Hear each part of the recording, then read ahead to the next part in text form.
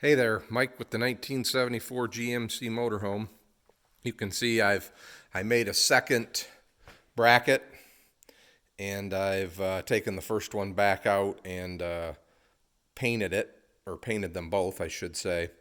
And then here's the bolts that came out of there. They're in good shape, so I'm going to put them back in.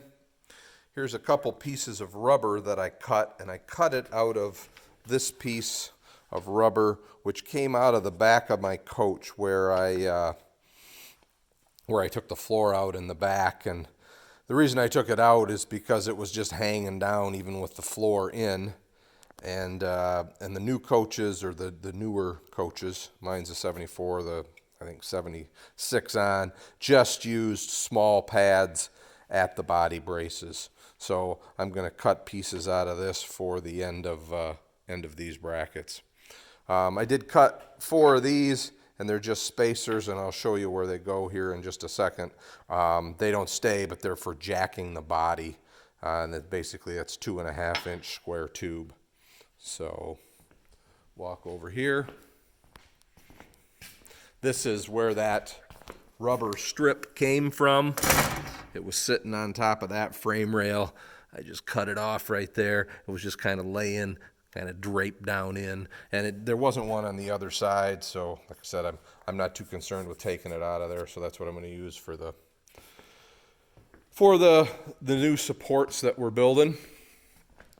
Just going to show you here I painted the frame in the areas where those go. I will eventually paint the whole frame, but I didn't feel like cleaning everything up at this time, and actually that's one of the things that I can do after the interior's back in. So I'm trying to pick my battles, if you will,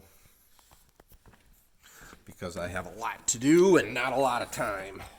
But there's that, and I'll get a picture from inside. But there's that spacer basically bridging from the bottom of that rocker up to that top surface so that you don't crush it when you jack.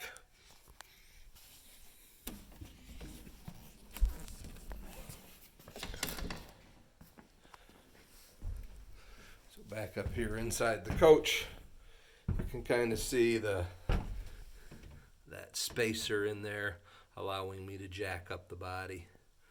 I did paint the top of that. Just was using up some paint that was left.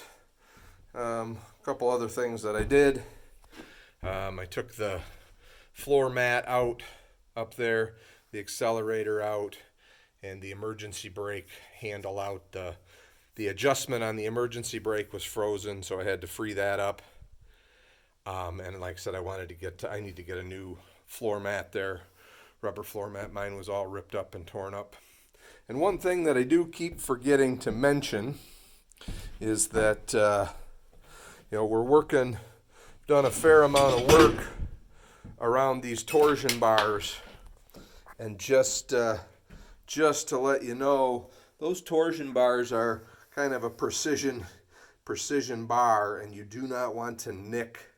If you're working around them, you don't want to hit it with a hammer. You don't want to nick it, because it'll create a stress riser in it, and it can break, and obviously your front end would drop. So just like I said, I keep forgetting to talk about them, but we're working around them. I did have to take part of the reason that I went down the rabbit hole of removing the emergency brake was I had to take the forward cable out in order to fit my impact up to take the bolts out on this side for where the bracket's going to go. But hopefully the next video you'll see both of those brackets installed with rubber pads, and then I can get to work on replacing the wood in the steps.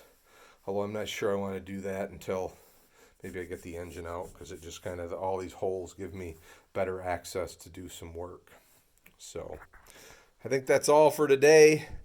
Have a great day, and like and subscribe. Thanks for watching.